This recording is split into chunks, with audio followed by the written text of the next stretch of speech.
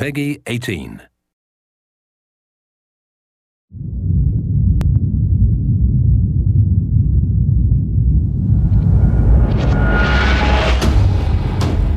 Hey everybody, Zachary Levi here. Over the last few months, we've brought you exclusive behind-the-scenes looks at the final hours of development of Tomb Raider. You've seen Camilla recording her last few lines, Rihanna musing her last few words, and Jason completing the last few notes of the score. As those key pieces lock into place, it's time to reveal one of the last portions of the game, and a team that's been shrouded in secrecy for 2 years. We're here in the beautiful and freezing Montreal, Canada, to bring you the final hours of Tomb Raider Multiplayer Edition. These are the final hours of Tomb Raider. Welcome to yet another world-class studio in the Square Enix portfolio, Eidos Montreal, home of the multi-award-winning game Deus Ex. Locked away in one of the far corners of the studio is a team of experienced, passionate professionals who have been specially brought together to create the first ever multiplayer component to the Tomb Raider universe. Let's meet the team behind the vision, direction, and decisions, and hopefully get a chance to play a few rounds. Here we are at Eidos Montreal. Before we get into why we're here, Carl, you now have an amazing stash, my friend. What is the impetus behind this? As a studio, we've been participating in Movember. A good friend of mine, JJ Owens, works for Movember in LA. We set up the gaming challenge and we brought studios from all around the world together.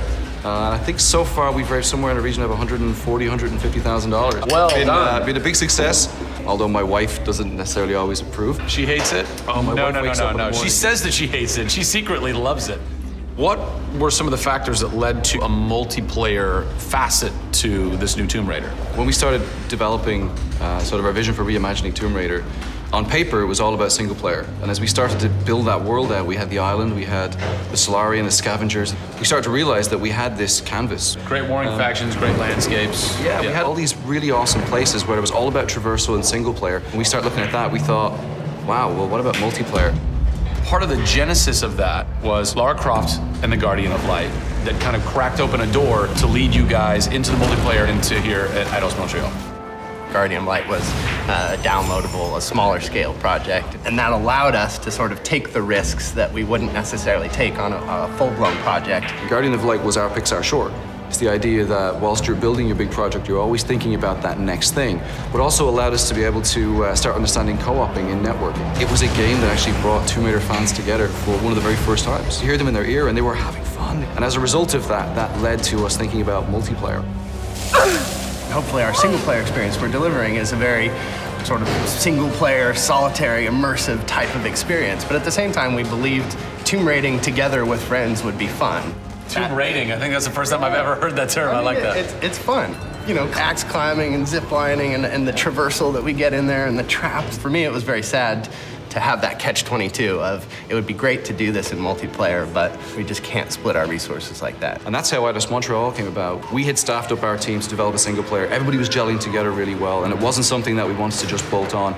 We always said if we were going to do it, we're going to do it right. If you could have a fan play the multiplayer for the first time, what do you want them saying? For me, they're kind of different moods. It's not like I do one or the other. It's kind of like sometimes I turn down the lights and just play that single player experience. And other times I want to just jump in and have fun and start killing fools.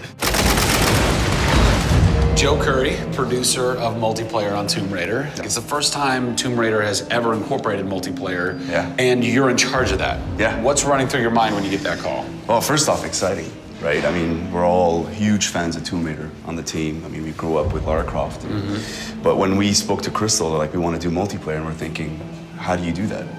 It's always been Lara's story. You've been in charge of creating the first ever Lara Croft Tomb Raider. No pressure. Multiplayer. No pressure, Zach. Thank you. What are some of the main pillars that you brought over from the single player to the multiplayer to make those two worlds cohesive? The element that really stuck out was survival. Group surviving together. Right. But then traversal, the ability to go up and down and kind of everywhere in a level. The weapons, you know, the characters. What did you guys have to tweak in order to create an engaging multiplayer experience that wouldn't necessarily work with the pieces that were in play with the single player experience?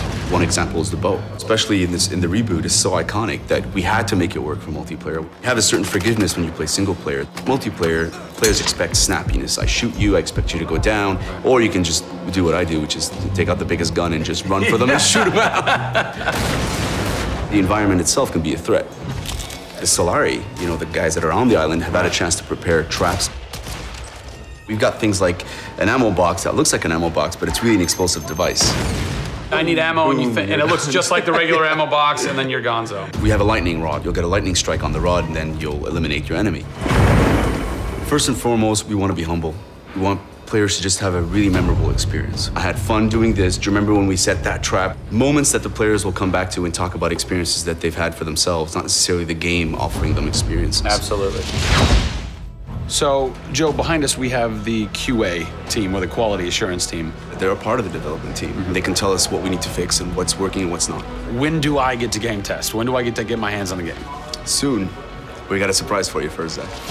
So, when I was approached to host the final hours of Tomb Raider, essentially the biggest ask, not even ask, tell that I had was, I want to be in the game. I want to have a cameo, I want to have something.